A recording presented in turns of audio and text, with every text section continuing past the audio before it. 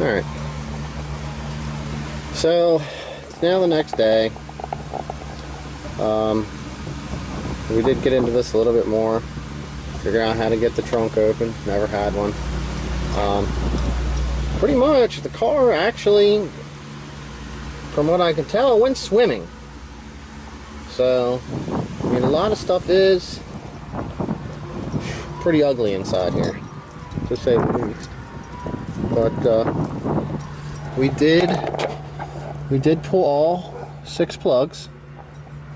We got those all out. It doesn't look like any water made it into the motor. It does want to crank over, which is a plus, because we got the battery charged up here good. This fuse panel, seeing as it was outside, doesn't look too bad right here, but I'm sure there's going to be more corrosion and stuff that I'm not seeing. Basically, where this was at, air was actually able to get to it, so it kind of evaporated off. Let me get this here. Running a fan in here just to get some airflow to try to dry anything out, because it's actually somewhat warm temperatures are going to be today, and the more water we get out of here, the better. But here's we did pull some of this stuff apart. Here's the ECM plug, and if you look close, like right through here where my thumb is, you can see a little bit of corrosion right through here. When I took this out, the top cover, there was up here, these connectors right here, they look pretty good. These gauges in the top, I'm going to say that our water level probably didn't quite get that high. You can see here, there's like sediments of dirt that could have been in the water floating around. But I mean, this is what you end up with. This connector here has a whole bunch of corrosion in that goes to the radio in here. This one here for the temperature control unit that actually plugs into the gauges isn't too bad. But I mean, right now we're still doing an initial assessment. I mean, this up here and anything else, I mean, I'm just sure that anything that's on the top side pretty much is just from water evaporating into vapor and then recondensing on the top. But I mean, this was purchased as a project, so what is this piece? Who knows? Look at this. Something's caught in there. So, I mean, that's where we're at there. Pull the seat forward. This panel was missing. I mean, there's a little bit in here.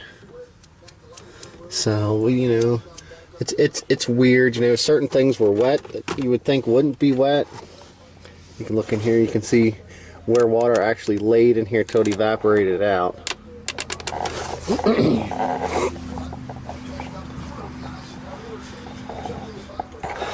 There was a little bit in here. There was some laying in the spare tire. Just kind of popping some of this off. I mean, this previous owner had a big mess.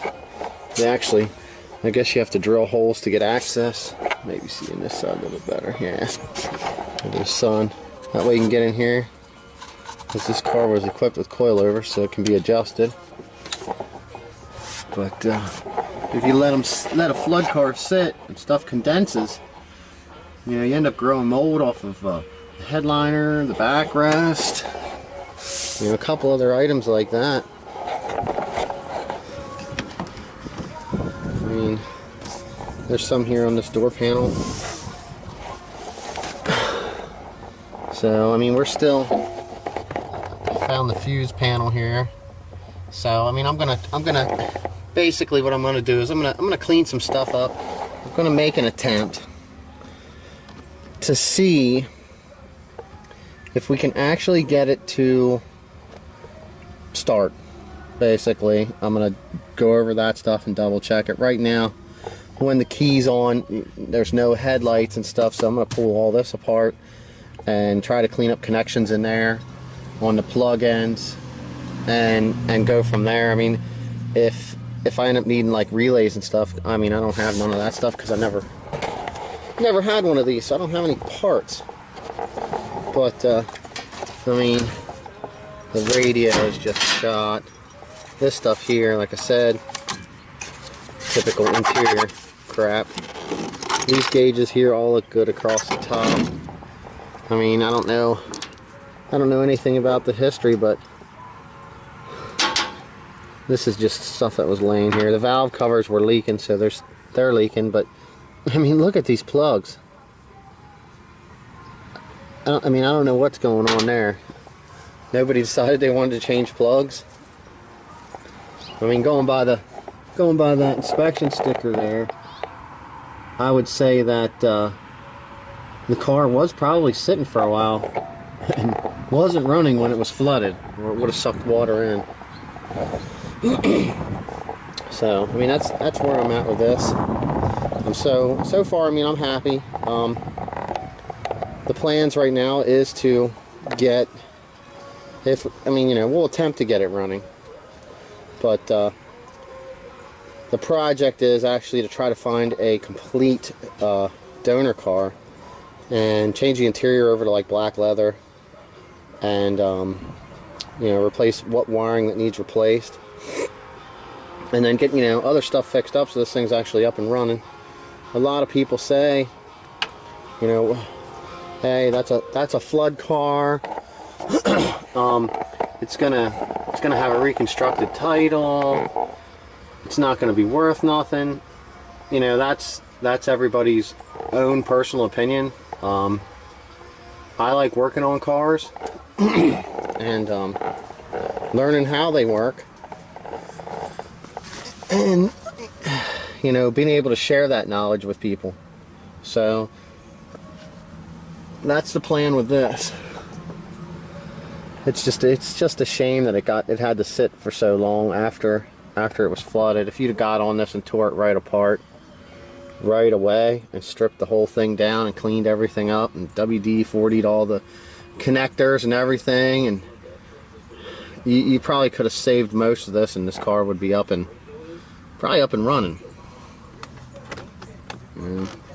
So we're going to play with this thing and see how we make out today. We're going to get some plugs, change some oil. I'm sure. And then I'm going to try to get in here, since it has the lug nut thing came with it. And I got where I live compared to where this car came from. We got to crank this suspension up. I mean, look at this height on this control arm. It's like right on the ground. I can't have it. I wouldn't even be able to go out of my road. Alright, well, we're going to dig into this thing, see what we can figure out. Thanks for watching.